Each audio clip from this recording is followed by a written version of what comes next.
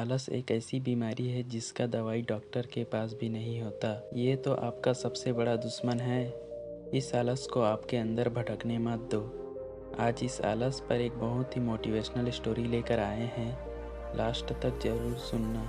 सेवा कुटीर गांव में एक छोटा सा गुरुकुल था।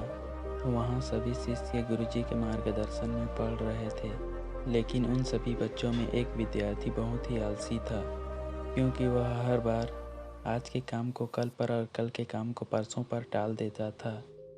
गुरुजी उसकी इस गंदी आदत से बेहद परेशान थे। इस कारण गुरुजी ने काफ़ी सोच विचार कर उसे कैसे समझाया जाए इसके लिए एक रणनीति बनाई।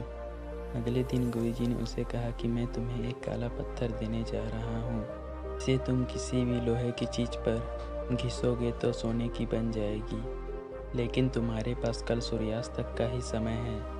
सूर्यास्त के बाद ये पत्थर काम करना बंद कर देगा और मैं तुमसे ये पत्थर भी वापस ले लूँगा।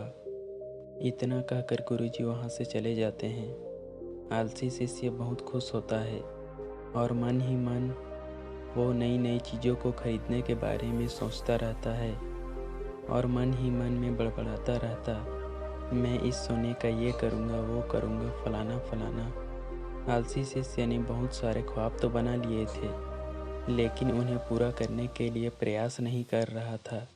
आलसी शिष्य ने सोचा, अभी तो मेरे पास बहुत समय है, इसीलिए अभी थोड़ा देर सो जाता हूँ।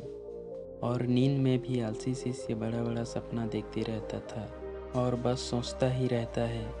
आलसी शिष्य को सोचते सोचते पूरा एक दिन बीत जाता है और वो आलसी शिष्य अभी तक सोचता ही रहता है और बोलता है, अभी तो मेरे पास पूरी शाम पड़ी है, मैं इन सभी अपने सपनों को बहुत जल्द ही पूरा कर लूँगा। और ऐसे बोलकर फिर से सो जाता है। जब नींद से वह उठता है तो दोपहर हो जाती है। फिर वह दोपहर का खाना खाने लग जाता है और अब आलसी शिष्य घड़ी की तरफ देखता है तो सोचता है, अभी तो पूरे 4 घंटे बचे हैं सूर्यास्त होने में, इतने देर तक मैं क्या करूँगा, ये थोड़ी देर आराम ही कर लेता हूँ। आलसी शिष्य शाम को नींद से उठता है और घड़ी को देखकर दौड़ता दौड़ता बाहर भागता है और लोहे की चीज़ ढूंढने में लग जाता है। लेकिन रास्ते में गुरुजी उसे मिल जाते हैं और उससे वो पत्थर वापस ले लेते हैं और बोलते हैं, अब तुम्हारा समय समाप्त हुआ, अब शाम हो चुकी है और सूर्यास्त भी हो गया है।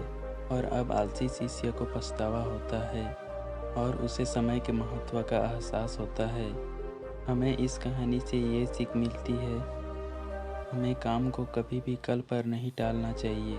जितने भी सफल लोग आज इस धरती पर हैं, उन्होंने समय का सदुपयोग किए हैं, इसीलिए वो सफल हुए हैं। अगर हमें भी सफल बनना है तो समय के साथ सदुपयोग करना चाहिए।